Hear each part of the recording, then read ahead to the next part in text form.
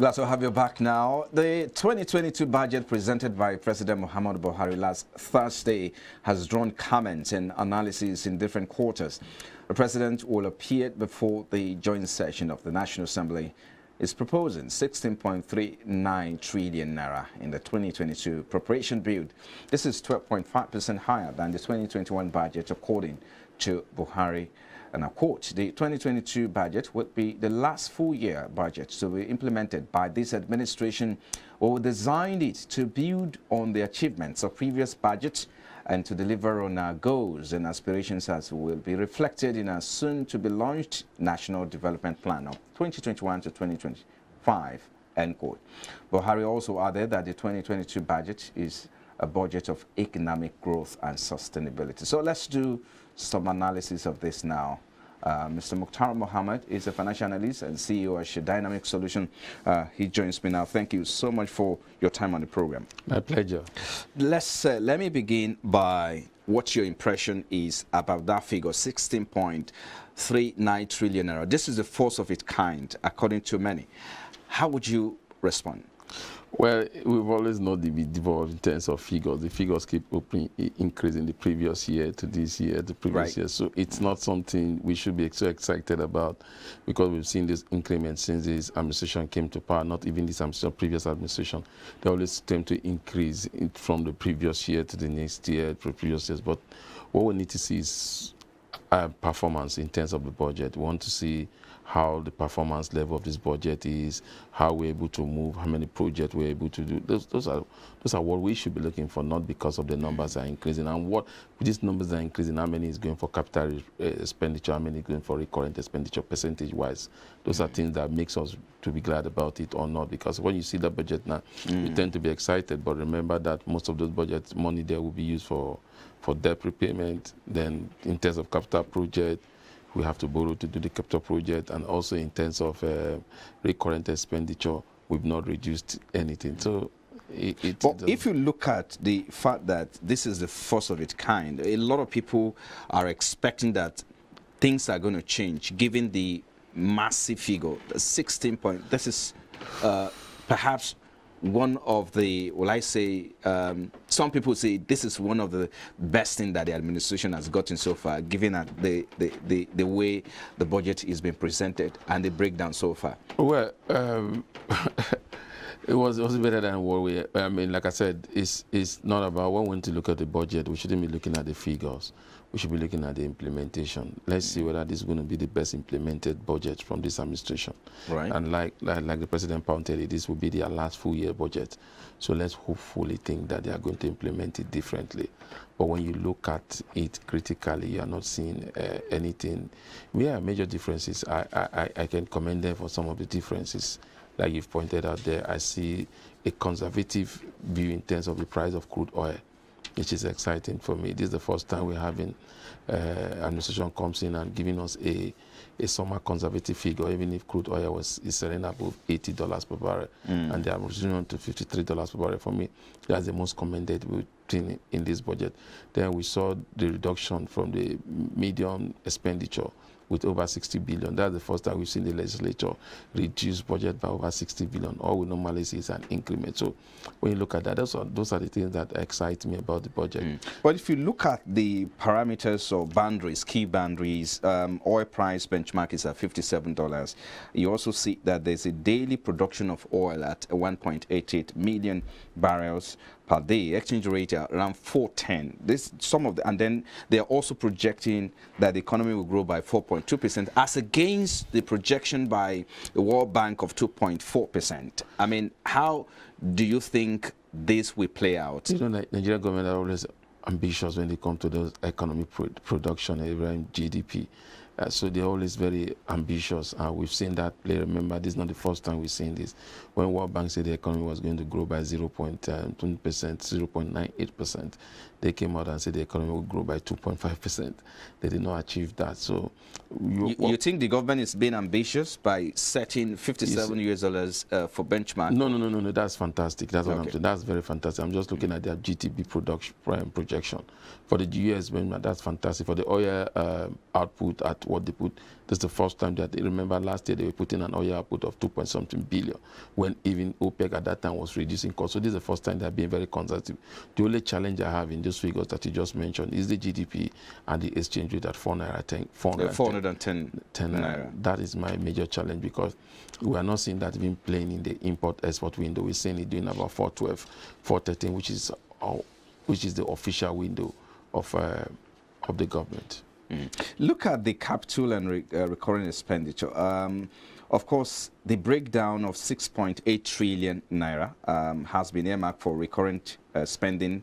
That's 41.7% as against 32.7% of capital in it. But according to them, they say the breakdown given by the Minister of Finance, Ahmed Zainab, it's saying that this is sustainable given the fact that the projection for GDP is put at 4.2%. And of course, you look at your revenue to GDP, which is around 3.39%, and they say this is sustainable. Well, how do you think that this will play out in the coming days? It's going to play out. I don't think they are being. I think they are just using the GDP every time to make Nigeria feel that it's okay for them to keep borrowing. It's okay for them to keep doing what they are doing. You just brought it out. Recurrent expenditure 44% and project 33%. So those are the challenges. The recurrent expenditure keep going up, and you and I know that the recurrent expenditure is not the expenditure that's spent so much on a civil servant. It's spent on the political appointees and most of their aides and their allowances. That's the main challenge. The government has not had the political will to do what it needs to do by reducing its own expenditure. If you look at what is embarked for the National Assembly, let's leave the National Assembly, even look at what is embarked for the presidency as itself, is about 26 billion. I mean, that is enough to get a standard hospital in a state, working. So when you look at that, you realize that in terms of recurrent expenditure, I don't think the government is really prepared. Perhaps the government is trying to draw its strength from the fact that they believe they are going to raise about 17 trillion naira from federal government collectible revenues. How realistic is that? You must know that the federal government collectible revenue is being threatened at the moment with the VAT card state, with the federal government and the state government. So you know that is being threatened already. So what they are marking is based on what they get in VAT, and you know that is under the cases in the Supreme Court at the moment. So it's not something that is guaranteed. The only one they are guaranteed in terms of is import duties, income tax, and also maybe profit of the tax of companies. So, but outside of that, what they are saying now is depending on what comes out from the court. But let's look at how you think that the local market will react to this budget. Of course, 16.39 billion trillion naira is what we're looking at now. And perhaps I understand and I know that a lot of investors and businesses will begin to adjust their operations and budgeting as well, given this figure. How do you think the local economy will react to this? I don't agree with you, because most of the local economy, we've not seen budget help any local economy grow. Like you put it up there, about 44% going to recurrent expenditure, which goes to allowances and salaries of civil servants. How many Nigerians are under the civil servants payroll? We've been advocating for a budget that would come from the bottom up approach, but normally what we've seen in Nigerian budget thus far is from the up to down approach. You know, when you talk to the bottom up approach, you are looking at ways to improve the life of your people, especially those in the lower car, moving them to the middle class, and there they move up. What we see at the up down approach, what we are seeing is a motivation from government, just trying to motivate people to believe in the economy, to believe in the numbers, because the numbers are not coming from bottom. So we need to see those bottom numbers. What are we going to be looking at? We shouldn't be so excited about GDP. GDP in developed economy has to do with how much job you've been able to create. GDP in Nigeria has to do with how much output in terms of productivity. And if you look at our productivity via GDP, then you realize that with the population we have the productivity is very low. So what we need to do, we create jobs. What we need to do, we create the snowball effect. What we need to do, we bring project on ground. And what does the project come? It has to come from the bottom to the up approach, not the type of project that you have to be. When you talk about bottom to up approach, you are beginning to see what galvanizes an economy. It's not the big projects. is the ones that the SMEs are able to capture, because the SME seems to be the largest employer of labor any part of the world, the small businesses. That is what government should be looking at. But when you look at this budget, we are looking at budget that is more into projects, and these projects are not projects that will be handled by Nigerian companies. You're talking about construction, you're talking about power. We are not seeing a lot of it. So the only bottom approach there is the Nigerian people that will be employed for low-skill job. Well, you don't think that given this figure, in businesses, investors will begin to see how they can review their operation vis-a-vis the fact that there's going to be circulation, money is going to go into circulation from next year, given this budget, and then that could perhaps, sprang up some activities at the micro level. You remember what the late former minister said? He said, money approved is not money released. And so we've seen that play out in the government. And before you know we get there, you begin to see that, oh, there's no cash backing for this project, there's no cash backing for this activity. So and like I said, when you're looking at galvanizing the economy, how do you want to galvanize the economy? We are galvanizing the economy by construction of road, construction of bridges, construction of rail. How many of those projects are really beneficial to these SMEs in Nigeria? How many of those projects are really beneficial in creating jobs for the local? So what are we to do? So we need to see projects that come from the local governments moving up to the state and to the federal level that tend to galvanize the economy, have a snowball, but create jobs for both skill and unskilled. So the time bomb that is waiting for Nigeria is not the revenue to GDP or the GDP to revenue or the growth to revenue. It's unemployment. They need employment. We need to begin to see how we can galvanize the economy. So when you're talking about economy activities, there could be activities without result. We've seen those activities in terms of our GDP, but it only has to do with our output in terms of oil production. Once oil production goes out, then our GDP improves. So what do we need to do? We need to begin to look at sectors that are knowledge-based economy, just like the Vice President said. Knowledge-based economy is an economy that comes from the bottom to the up approach. And those are the type of economy that make a country move from a developing economy to a developed economy. Those are what has brought out Singapore, those are what have brought out Malaysia. Those are the type of approach we need to look at. Approach that has to deal with the people. And then when you talk about the people, they are talking of means of livelihood. They want to be able to have food on their table. They want to have houses to stay. Those are the type of projects. How many of those projects are in this budget? That is what we should be saying. I'm not against the GDP. The GDP is good. But how many lives in the street are the GDP be able to impact? Perhaps they'll be able to do some adjustment before it's finally been passed. But let's look at the finance bill. The finance bill of 2021 captured tax, value-added tax, and some other sources of revenue for the government. Looking at the 2022 budget, the finance bill for 2022, the presidency is yet to come out with it, and perhaps there might be some issues they need to put into that finance bill. What are the areas that you think finance bill for 2022 can capture so as to wrap up activities, viable activities in the economy? What I think first and foremost is that we shouldn't be having a finance bill for every budgetary year. We should think in terms of projecting long time. We should have a 5 years finance bill that would, so that economics doesn't struggle. Businesses doesn't struggle. You are looking at the business, so every year the business have to revolve to meet up with your financial bill. No, I think financial bills in all developed nations will run for 5 years, 10 years. You know that at least 4 or 5 years, 5 years to 10 years, you know how much you pay in terms of tax. But Nigeria are thinking of tax now. Tax to the government is not a way of building the economy. That is the challenge I have with the tax. You can widen the tax gap, but how do you widen the tax bracket? You don't widen the tax bracket by trying to harass small business or by trying to get more from small business. You widen the tax bracket by using it as a means to grow your economy. Now, government is looking for the easy way out. The easy way out is to tax more businesses, is to tax more people. But that's the easy way out. But the long-lasting way to build the economy, to sustain a growing economy, is to move it to see how your tax can be able to attract investment and grow your economy. Tax in these days has gone beyond tax to revenue. We are beginning to see tax to growth of the economy. Now, why do you grow your economy by widening the tax bracket? You tend to see how you can give tax holidays to companies that can create more jobs for you. And in turn, once those companies create more jobs, remember that most Nigerians will be employed. That those Nigerians will tend to pay tax. So that's the way you widen your tax bracket. Give those companies tax holiday. They employ more Nigerians. By and by, it's a win-win situation. At the end of the day, you are getting more tax. So the challenge we have is that we are using tax only for revenue. We have not looked at tax as a tool to grow our economy.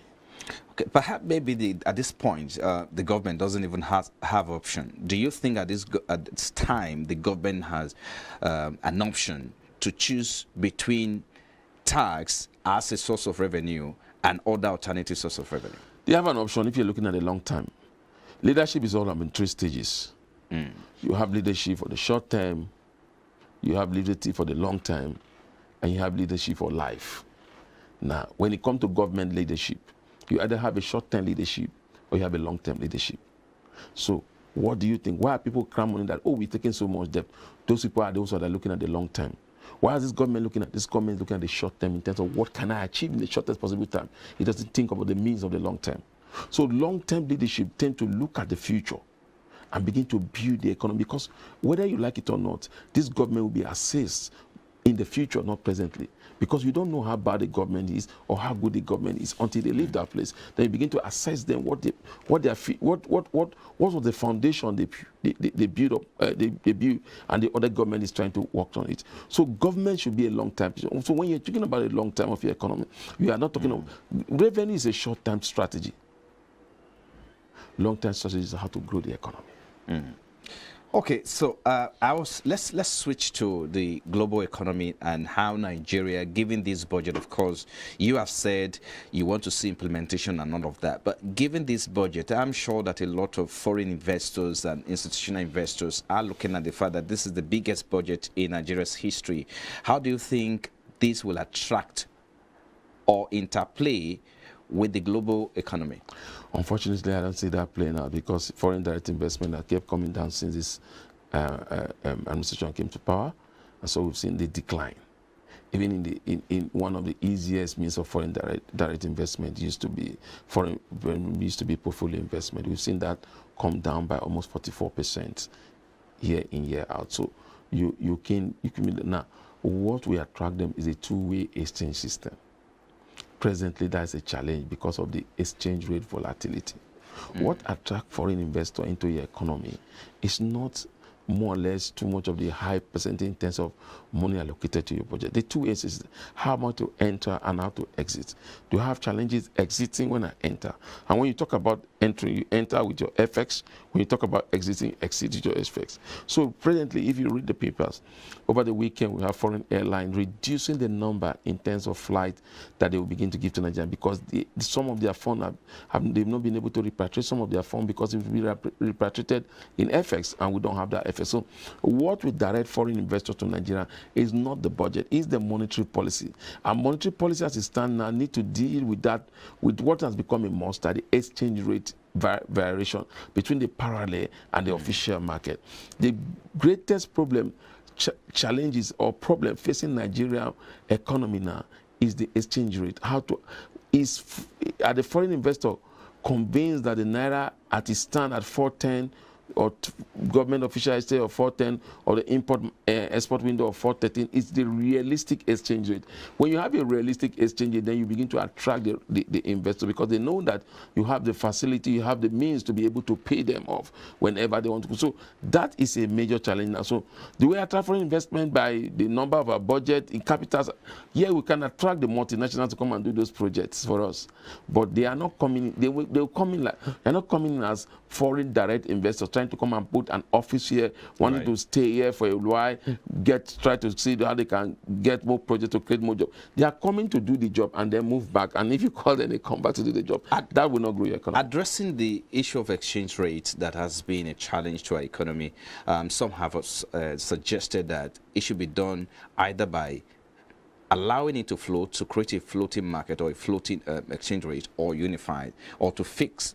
So at the moment, what the central bank is doing is to fix, right? So how do you think, which one do you think is much, much more better? Is it to fix or to leave it to float?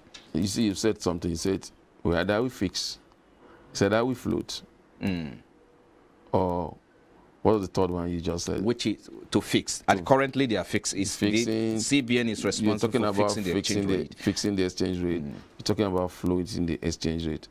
As it stands now, no CBN anywhere will watch its currency goes down and just say, look, let it float by market demand and supply, especially when you don't have the well within to sustain those demands and supply.